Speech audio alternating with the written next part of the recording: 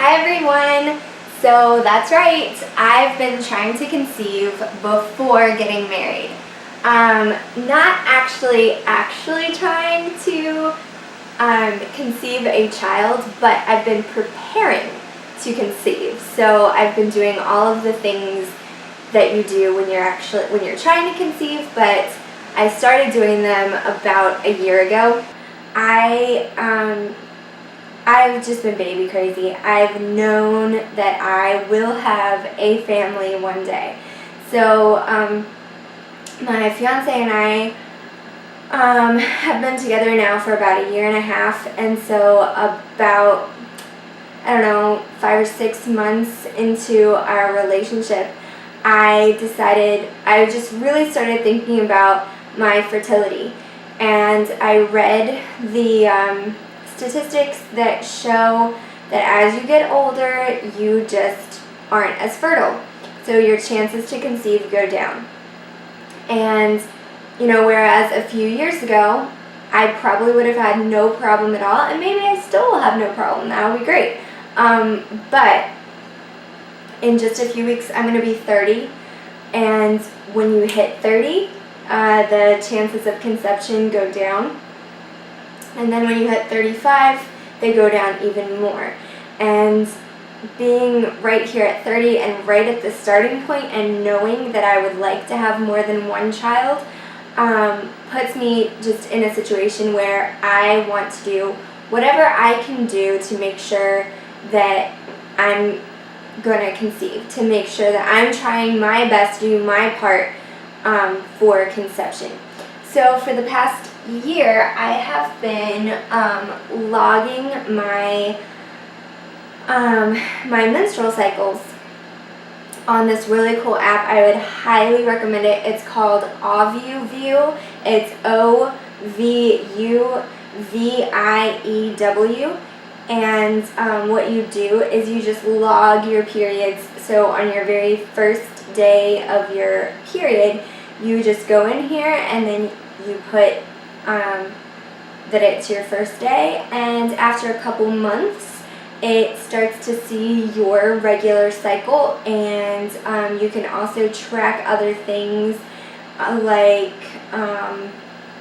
your temperature, your mood, your weight, your symptoms during your period, your irritability, any of these, your appetite. I just mainly do I'm following my period. I did do my temperature for a while, but if you track your temperature, you can see exactly when you're ovulating. But about I think I've done it for 2 months now. 2 months ago, I bought these little ovulation test strips, and so I started testing my ovulation, but like that way to so that I could keep better track, and then I just log that in here too. So it will predict when your next period will be. It will predict the next month's ovulation date. Also, it shows your fertility days, the days that you are going to be likely to be fertile, and then your actual ovulation day. And it's just a really cool app. I've really liked it so far. It shows that up to, it's like 5 months in advance, so I can see, even though it's June, I can see my ovulation all the way through to November, actually. So that's pretty cool for planning purposes. So yeah, I've been doing that, and I've also been taking care of myself. I haven't been exercising as good as I should, just because of being a teacher and the end of the school has been really hectic, and I've been planning a wedding. And so yes, I could have done better. I could have made it in my routine, but now that school is out, I have been going to the gym. But since we're about to leave for our honeymoon, that's going to mess everything up. When I come back, I'm going to start being a lot more regular. So exercise is really good for trying to conceive a child. But And then I've also been taking my prenatal vitamins. So I started taking prenatal vitamins about a month and a half ago, around about a month and a half, maybe 2 months ago. And I really love this brand. I used to take the multivitamins that are just for women, and so I like those, and so I switched over to the same brand. It's Rainbow Light, and it's called Prenatal One, and it's just too hard on my stomach. So it has 167% iron in it, which is just too much for me. I cannot handle it. But I know that iron is really important, especially for me. I was iron deficient for a really long time. I used to have to take iron pills, and so I know that it is important for me. So what I've been doing is just splitting them in half and taking just a half a day. I don't want to only take a half in all of the other categories per day, so I went ahead and bought gummy prenatal vitamins, and they don't have iron in them. So the dose that they recommend is 2 gummies a day, so I just take 1 a day. So 1 gummy a day and then a half of this a day. So I'm getting what I need.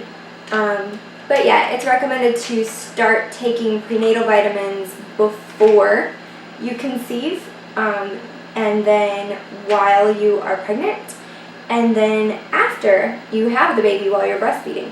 But I'm not going to take prenatals after pregnancy, after the labor, because I want to get something specific for after giving birth, just to help with milk production and whatnot.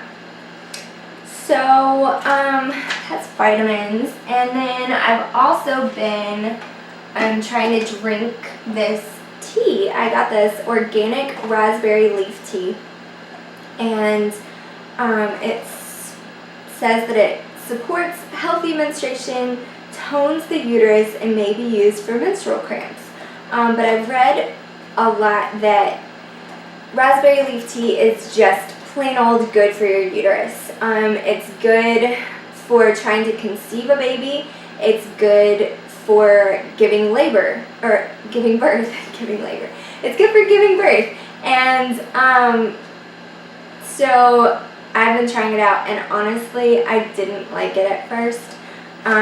So the key for me is that I just had to refrigerate it. So I brew the tea, and then I refrigerate it, and then I like it. I mean, I wouldn't say it's my favorite thing, but now it's gotten to where I can somewhat enjoy it. It's not like it's disgusting, but for some reason, hot, I don't like it. But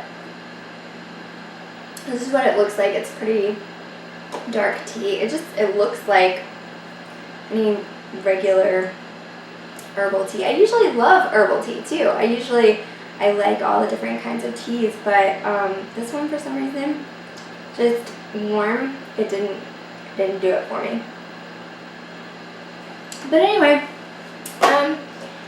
so I hope you like this video, and what are your tips and tricks for preparing to try to conceive? Do you guys have any of those, or am I completely crazy for planning so far in advance? I don't think I'm crazy, obviously, because I'm doing it, but I do think that I've been a baby crazy for a while now, so I just wanted to be ultra prepared. Alright, well, thanks so much. Bye!